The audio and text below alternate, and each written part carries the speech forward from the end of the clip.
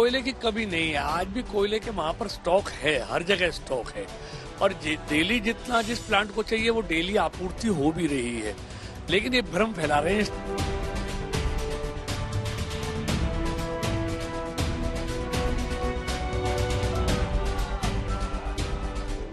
भले ही मंत्री जी कोयले के पर्याप्त स्टॉक की बात दोहराते रहे, पावर प्लांट्स में जरूरत के हिसाब से कोयले की सप्लाई बताते रहे, लेकिन देश में बिजली संकट का असर अब साफ दिखाई दे रहा है।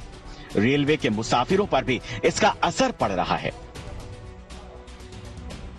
ये तस्वीरें यूपी के मुरादाबाद रेलवे स्टेशन की हैं, जहां से गुजरने वाली 8 पैसेंजर ट्रेनों को कोयला सप्लाई के लिए रद्द कर दिया गया।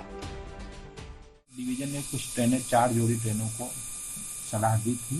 ये ट्रेनें ऐसी हैं जो कि ज्यादा मतलब पास यूज कर रही हैं, इनको हटा दिया जाए तो कोयले की ट्रेनों के लिए पास पर्याप्त रूप से मिल जाएगा।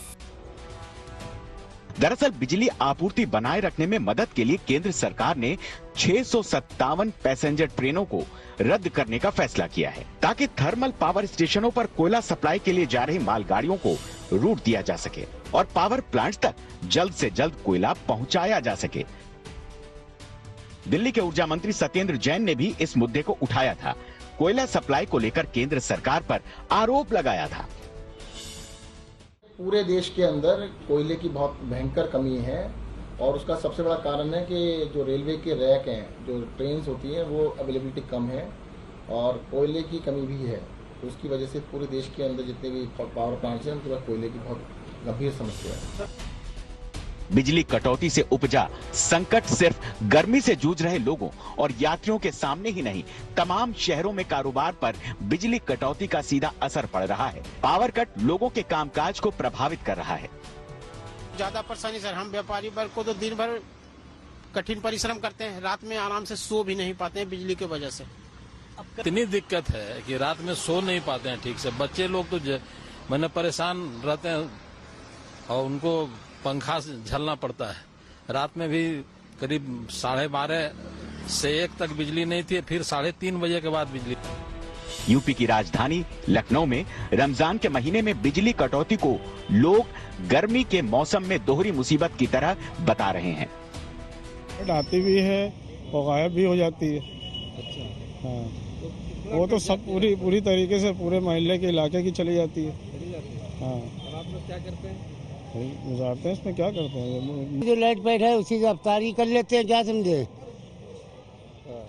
जैसे अंधेरा हो गया है, शहरी के टाइम तो अंधेरा रहता ही है, उस टाइम मोबाइल की लाइट जला लेते हैं, उसी से शहरी कर लेते हैं। लोग परेशान हैं और गैर बीजेपी शासित राज्य इस परेशानी के लिए केंद्र सरकार पर सवाल उठा रहे हैं। वहीं बीजेपी शासित राज्य बिजली संकट की अलग अलग वजहें गिना रहे हैं और इस चुनौती से जल्द समाधान का भरोसा जता रहे हैं। मुख्य रूप से गर्मी के दिनों में बिजली की मांग बढ़ने के कारण जो हमारे समक्ष जो चुनौतियां हैं, उन चुनौतियों को कैसे हम पूर्ण करें, कैसे हम उस पर खरे उतरें, और कुछ अन्य कारण भी उपस्थित हुए हैं। कुछ प्राकृतिक कारणों की वजह से, जैसे कहीं हमारे हरदुआगंज में आंधी के चलते हमारी कुछ क्षमता प्रभावित हुई। लेकिन इस भरोसे के बावजूद तपती गर्मी के बीच बिजली कटौती लोगों का पारा चढ़ा रही है।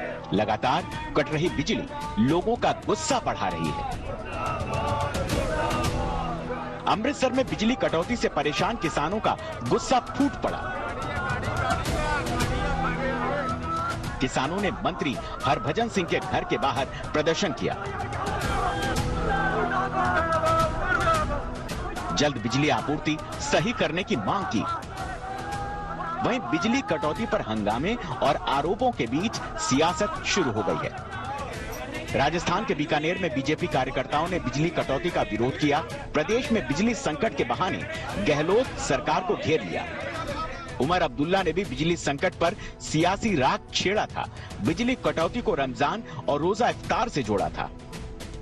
अखिलेश यादव ने भी संकट काल में इस सियासत को आगे बढ़ाया। यूपी में बिजली कटौती झेल रहे इलाकों को समाजवादी पार्टी का बताया।